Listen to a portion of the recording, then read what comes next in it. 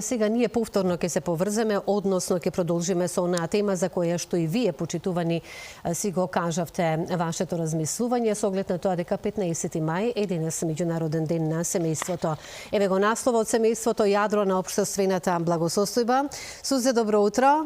И добро утро се разбира за нашата гостинка која е социјален работник и која многу повеќе ќе ни каже за токму оваа тема која што ова утро ја имаме. Инаку малку само пред се добре не дојдовте околу гледачите кои што се скептични во однос на семејството како функционира денес или на каков начин да ги задржиме барем некои од вредностите кои што биле во минатото, но ќе зборувате сигурно за сето тоа. Повелете се. Благодарам многу. Добро утро на сите глаши гледачи. Добро утро и до нашата прва гостинка Елена Чикос.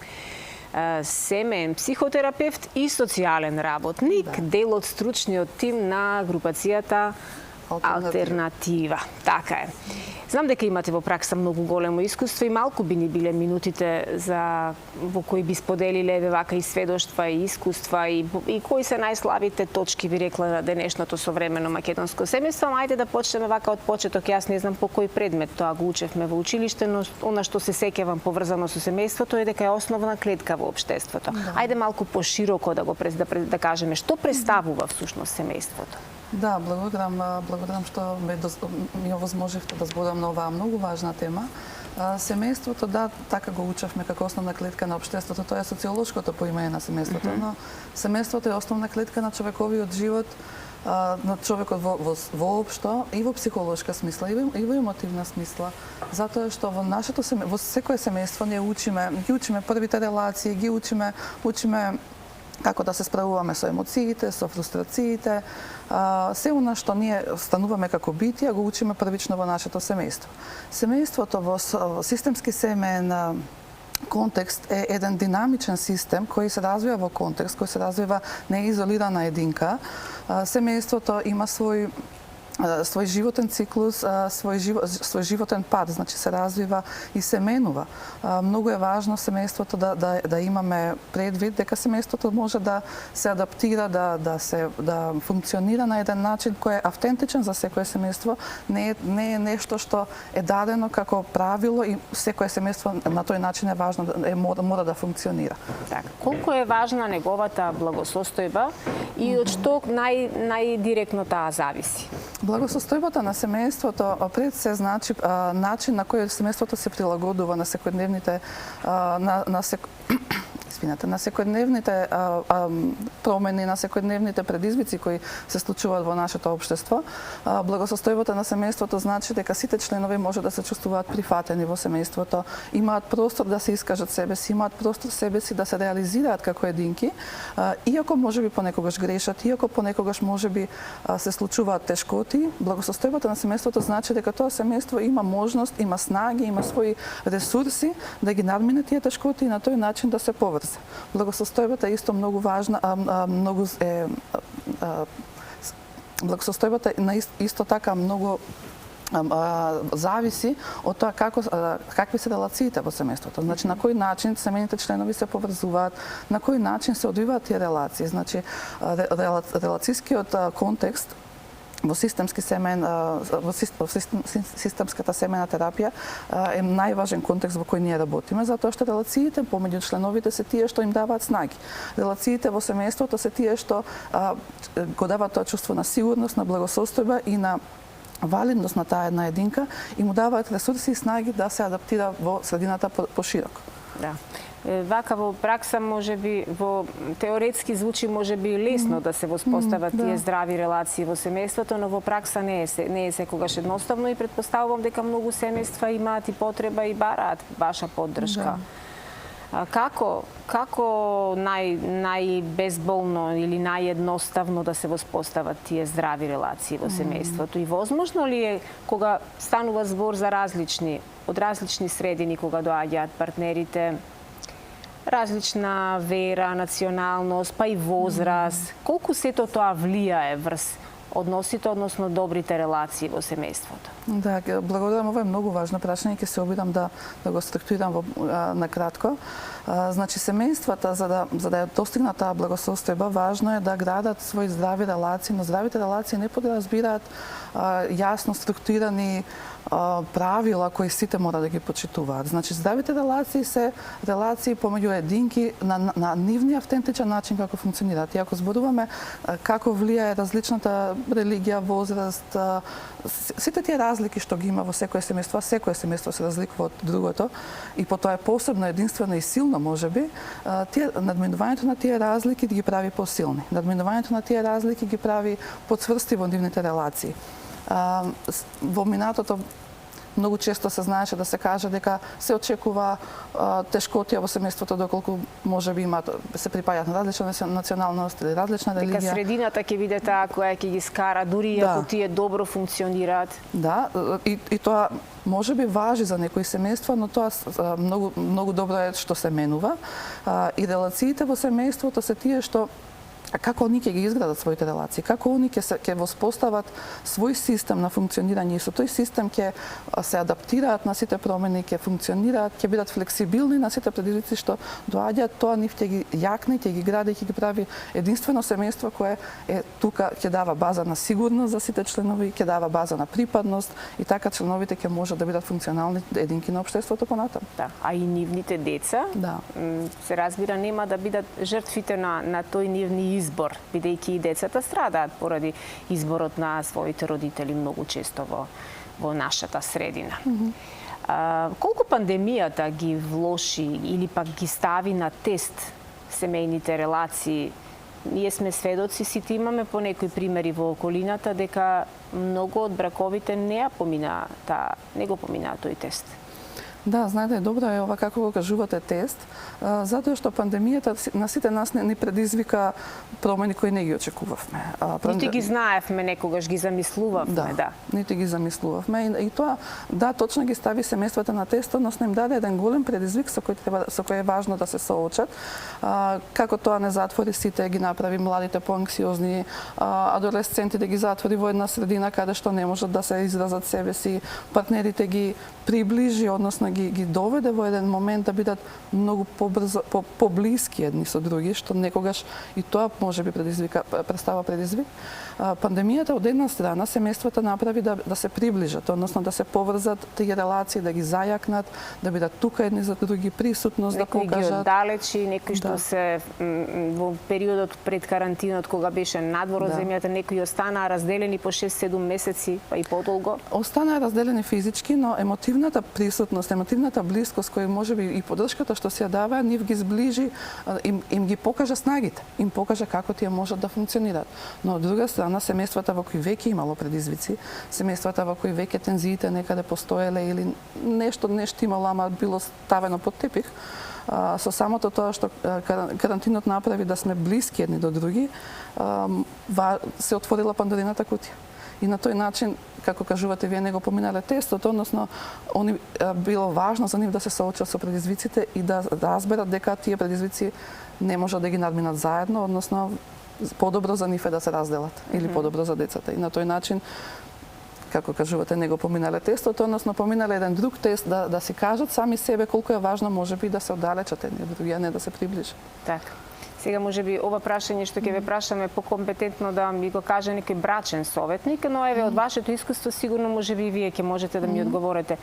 Некаде на многу места сум читала дека ако партнерите, брачните партнери ги поминат првите 7 години и издржат, тогаш ја поминале првата голема криза и бракот има услови да трае. Има ли вистина во тоа? Па сигурно има вистина во тоа, со тоа што јас не би сакала да точно одредувам по години, но секој брак, односно секое семејство има, како што кажав, развојни фази. Своја пролет и своја есен. Да, своја пролет и своја есен, но има фази во бракот и во семејното функционирање кои важно е да се надминат тие фази во текот на функционирањето. Кои се критичните црните точки во бракот? Критичните точки се преминот од една фаза во друга, тоа е критичната точка. Флексибилноста на семејството да се адаптира на наредната фаза му дава снага да опстои, а не флексибилноста, ригидноста или неможноста да се соочи со таа фаза дава проблем, дава тешкотија. Например, првата година обично се вели дека е нели таа еден месец, односно фаза кога се адаптираат брачните партнери. Се учат едни со други. Понатаму нели се продлабочува нивната врска, па доаѓа фаза во која се раѓаат деца или се планираат деца. Генерално зборуваме, не секое семејство е така, но генерално е така. И сега животната фаза, развојна фаза на децата прави предизвици кај родителите и кај семејството. Кога детето е мало, има еден предизвик, кога детето поминува во школска возраст, има друг предизвик, адолесценцијата има трет предизвик и на тој начин семејството како се менуваат животните фази, се менува и потребата на семејството. Ако семејството е флексибилно и дава можност на сите членови да се изразат, дава простор да тој адолесцент на пример го изрази својата бунтовност во семејството, со тоа да се приближат, тогаш го надминува тоа и можеби после тие 7, 10, 15 години функционира. А доколку има тука тензија, така, дали се 7 или 15, ќе се Да, во пракса сигурно имате многу разноразни приказни, секој семејство си има некоја своја болка, некој свој проблем кој што е личен, индивидуален и каде треба персонализиран пристап. За какви проблеми најчесто се обраќаат кај вас и дали можеби семејствата во кои за жал се случило да добија детенце со одредена попреченост, дали тие семејства се соочуваат со многу поголеми проблеми од останатите и е нарушен партнерскиот однос, предпоставувам? Многу добро прашање. Како член на групација Алтернатива, дел од психолошкиот центар Алтернатива, се соочуваме и јас и моите колеги со многу предизвици. Секој семејство носи различен предизвик.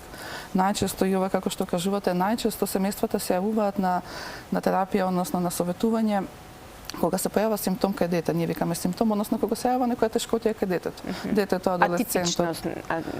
Атипичност или, например, неадаптираност во градинг, проблем со говор, некој однесување кое за родителите е непознато, бунтовност, голема бунтовност кај адолесцентите или проблематично однесување. И тоа го носи целото семејство на терапија, за да се покаже дека релацијата во целиот семеен систем всушност е тоа што го носи тој симптом, односно ја предизвикува таа неадаптираност на детето или на што и да се случува. Или можеби родители кои имаат чувство на вина дека или некое чувство на несигурност, дека не знаат што точно да прават со своите деца или се што прават за нив не е окей, не добиваат резултати од резултати како што сакаат да ги постигнат.